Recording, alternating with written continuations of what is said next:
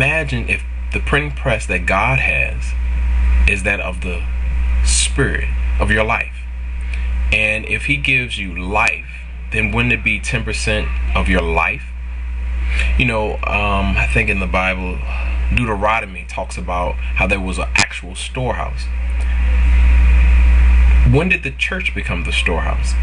Except for fellowship.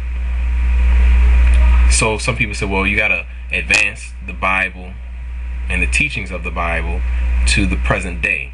But then it says in Proverbs, do not take or add from my word. Those type of thoughts boggle my mind, but I think it's a clear message that when Jesus went to the synagogues, if your church has a ATM or bookstore, things of this nature, wouldn't Jesus knock over the money changers, the merchants in the church, for this is my Father's house, and only the work of the Father should be done in the house? So wouldn't a lot of churches turn away Jesus and forget who he is? And that this isn't a message about going to Jesus and all this other stuff, but it's more an exercise into the doctrine. It's about relationship. Two or more come in my name, then I am with them. It's about relationship with God and family and self.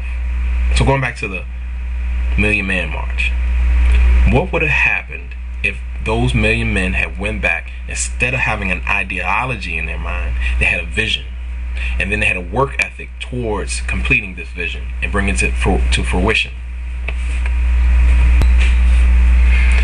I guess what I'm getting to in the Million Man March, what would happen if those million men had went back to their communities and started volunteering for their family members? Who needs a roof fixed? Who needs a room painted?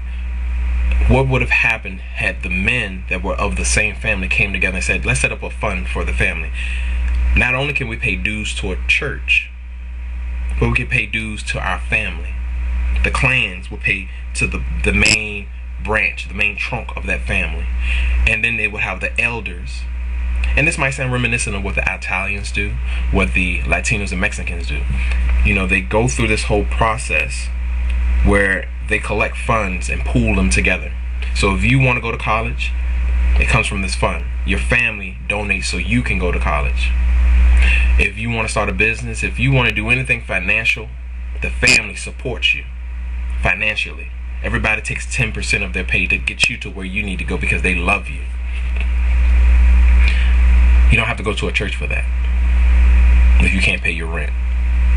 I think one of the bad things about the black family is that we don't believe we should have to pay people back. If your mom loans you $50, I shouldn't have to pay her back. If my dad loaned me $10, I shouldn't have to pay him back. If anybody loans me money, I shouldn't have to pay him back. So then that makes people less likely to loan you money in the future. And I'm getting at, it's, if you look past the money, it's the fellowship, the relationship that should be talked about in the churches. How many churches talk about financial breakthrough? And that financial breakthrough, and even if you look at the doctrine I spoke about earlier in the Bible, the closer you get to wealth, the further away you get from God, being that your heart isn't in the right place. You're about attaining wealth instead of relationship. You can ideally go through life, quite possibly go through life not needing any money if you know the right people. So then that would overweigh, or and to contrast that, you can win $1 million, but if you're arrogant, egotistical, selfish, self-righteous, cynical, if you go through life and you're that way, you can't build relationships with people. So you have to spend more money to convince them. They're not working for you, they're working for the money.